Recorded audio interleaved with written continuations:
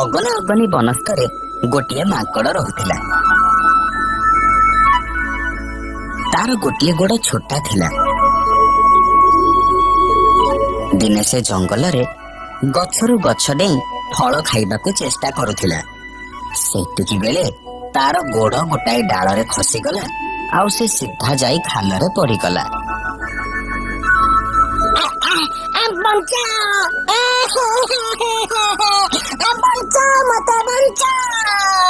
ସେତିକି ବେଳେ ସେଇ ବାଟ ଦେଇ ଜଣେ ସାଧୁ ଯାଉଥିଲେ।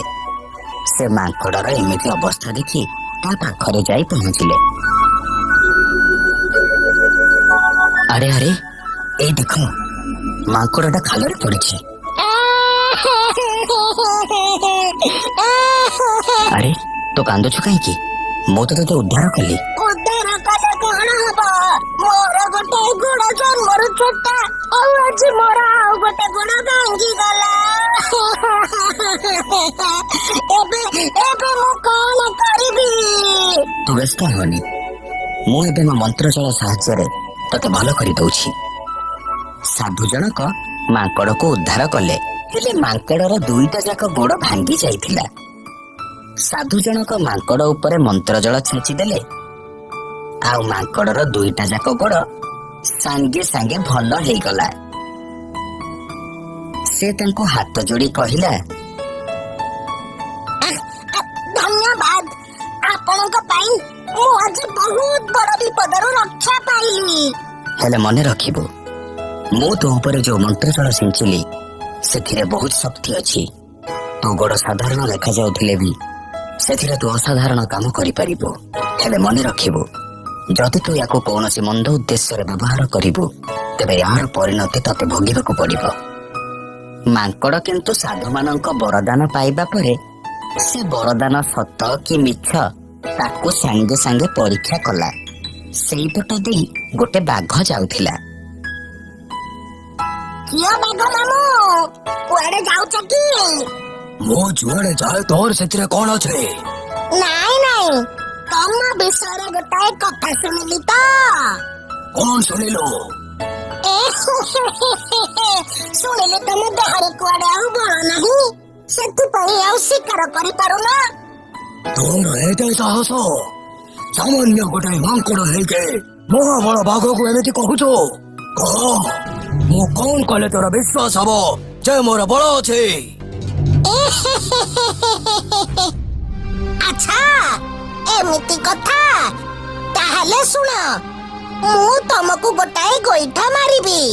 ତମେ ଯଦି ମୋ ଗୋଇଠା ସହିପାରିବ ତାହେଲେ ମୁଁ ଜାଣିବି ତମ ଦେହରେ ଏବେ ବି ବଳ ଅଛି। ମାଙ୍କଡ କଥା ଶୁଣି ବାଘ ରାଜି ହେଇଗଲା ଆଉ ତା ପାଖରେ ଆସି ଛିଡା ହେଲା। ଆଉ ତାପରେ ମାଙ୍କଡ ତାକୁ ଗୋଟାଏ ଶକ୍ତ ଗୋଇଠା ମାରିଲା। ବାଘ ଉଡି ଉଡି ଯାଇ ବହୁତ ଦୂରରେ ପଡିଲା ଆଉ କହିଲା, ବାପରେ, ଇଏ କଣ ମାଙ୍କଡ ନା ଅନ୍ୟ କୋଉ ପ୍ରାଣୀ? ବାଘ ଏଇ କଥା ଯାଇ ଜଙ୍ଗଲର ସବୁ ପଶୁପକ୍ଷୀ ମାନଙ୍କ ଆଗରେ କହିଲା। ବାଘ କଥା ଶୁଣିବା ପରେ ସିଂହ କହିଲା, ସେଇଟା ମାଙ୍କଡଟା, ସିଏ ଗୋଟେ ଗୋଇଠାଟା ମାରିଲା ଆଉ ତୁ ଯାଇ ଏତେ ଦୂରରେ ପଡିଲୁ। ମୁଁ ସତ କହୁଛି ମହାରାଜ, ମୋ କଥା ବିଶ୍ୱାସ କରନ୍ତୁ। ସେ ଖାଲି ଟିକେ ପାଦରେ ଛୁଇଁଛି, ମୁଁ ଉଡି ଉଡି ଯାଇ ବହୁତ ଦୂରରେ ପଡିଲି। ମହାରାଜ, ଏ କଥାକୁ ଅଣଦେଖା କଲେ ହବନି। ଚାଲନ୍ତୁ, ଆମେ ସମସ୍ତେ ସାଙ୍ଗ ହେଇ ସେ ମାଙ୍କଡ ପାଖକୁ ଯିବା। ମାଙ୍କଡ ଗୋଟେ ଗଛରେ ବସି କୋଳି ଖାଉଥିଲା। ସବୁ ପଶୁମାନେ ଯାଇ ତା ପାଖରେ ପହଞ୍ଚିଲେ।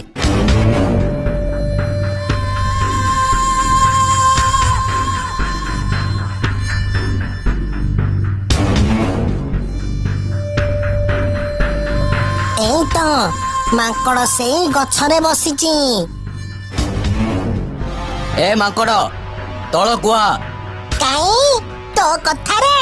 ଆରେ ତୁ କେଡେ ଅଭଦ୍ରଟା, ତୁ ମହାରାଜଙ୍କୁ ତୁ କହୁଛୁ? ଦେଖିଲେ ତ ମହାରାଜ, ୟାର ସବୁ ଫୁଟାଣି ସେଇ ଗୋଡ ପାଇଁ। ତୁ ତଳକୁ ଆସିବୁ ନା ମୁଁ ଉପରକୁ ଯିବି? ଏଇ ରହ, ମୁଁ ଯାଉଛି। ମାଙ୍କଡ ତଳକୁ ଡେଇଁଲା ଆଉ ସିଂହକୁ ଗୋଟାଏ ଶକ୍ତ ଗୋଇଠା ମାରିଲା। ସିଂହ ଉଡ଼ି ଉଡ଼ି ଯାଇ ବହୁତ ଦୂରରେ ପଡ଼ିଲା। ସିଂହ ମହାରାଜଙ୍କ ଉପରେ ମାଡ଼ ହବାର ଦେଖି ସବୁ ପଶୁ ପକ୍ଷୀ ସେଠୁ ଚାଲିଗଲେ।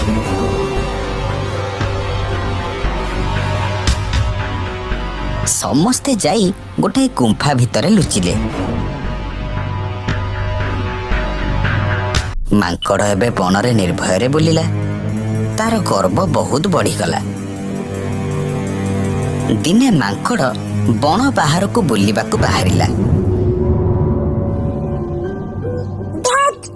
ଏଠି ରହି ରହି ଆଉ ଭଲ ଲାଗୁନି। ସବୁ ପଶୁ ପକ୍ଷୀ ଯାଇ କୋଉଠି ଲୁଚିଛନ୍ତି କେଜାଣି। ଟିକେ ବଣ ବାହାରେ ଯାଇ ବୁଲି ଆସିଲେ ଭଲ ହୁଅନ୍ତା। ମାଙ୍କଡ଼ ଏବେ ବଣ ବାହାରକୁ ଚାଲିଲା। ନଈ କୂଳରେ ପହଞ୍ଚି ଦେଖିଲା ଗୋଟିଏ ଜାମୁ କୋଳି ଗଛରେ ପେନ୍ଥା ପେନ୍ଥା ଜାମୁ କୋଳି ଲଦି ହୋଇଛି। ମାଙ୍କଡ଼ର ତ ଜାମୁ କୋଳି ପ୍ରତି ବହୁତ ଲୋଭ। ତଳେ କିଏ ବସିଛି ନ ଦେଖି ସେ ସିଧା ଗଛ ଉପରକୁ ଚଢିଗଲା।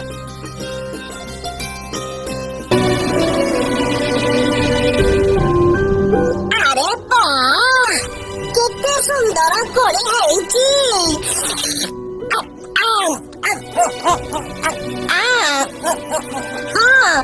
ବହୁତ ସ୍ୱାଦିଆ।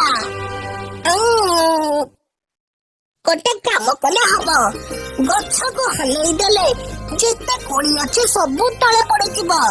ତାକୁ ଗୋଟେଇକି ମୁଁ ନେଇଯିବି। ମାଙ୍କଡ଼ ଗଛକୁ ଜୋରରେ ହଲେଇଲା। ମାଙ୍କଡ଼କୁ ବରଦାନ ଦେଇଥିବା ଋଷି ଜଣକ ଜାମୁକୋଳି ଗଛ ତଳେ ବସି ତପସ୍ୟା କରୁଥିଲେ। ତାଙ୍କ ଉପରେ ଗଛର ପତ୍ର ଆଉ କୋଳିତକ ଯାଇ ପଡ଼ିଲା। ତାଙ୍କ ତପସ୍ୟା ଭାଙ୍ଗିଗଲା। ଋଷି ଖୁବ୍ ଜୋରରେ ରାଗିଗଲେ। ଗଛ ଉପରେ ଯିଏ ବି ଚଢିଛ ଆଉ ଯୋଉ ଗୋଡରେ ଚଢିଛ, ତମର ସେ ଗୋଡ ଭାଙ୍ଗି ଯାଉ। ତମେ ସବୁଦିନ ପାଇଁ ଅକର୍ମଣ୍ୟ ହେଇଯାଅ। ମାଙ୍କଡ଼ ଦୁମ୍ କରି ତଳକୁ ପଡ଼ିଲା। ତାକୁ ଦେଖି ଋଷି କହିଲେ, ମାଙ୍କଡ଼ ତୁ? ଋଷିବର, ମୋ ଗୋଡ ଭଲ କରିବା ପାଇଁ ଆପଣ ମତେ ବର ଦେଇଥିଲେ। ହେଲେ ତୋର ତ ଦେଖୁଛୁ ଔଦ୍ଧତ୍ୟ ବଢି ଯାଇଛି। ଭଲ ହେଲା, ତୁ ଯୋଉ ଅବସ୍ଥାରେ ଥିଲୁ ପୁଣି ଥରେ ସେଇ ଅବସ୍ଥାକୁ ଫେରି ଆସିଲୁ। ତୁ ସବୁଦିନ ପାଇଁ ଅକର୍ମଣ୍ୟ ହେଇଗଲୁ। କାନ ମୁଣ୍ଡା ଆଉଁସି ମାଙ୍କଡ଼ ଋଷିଙ୍କ ପାଖରୁ ବଣକୁ ଫେରିଲା।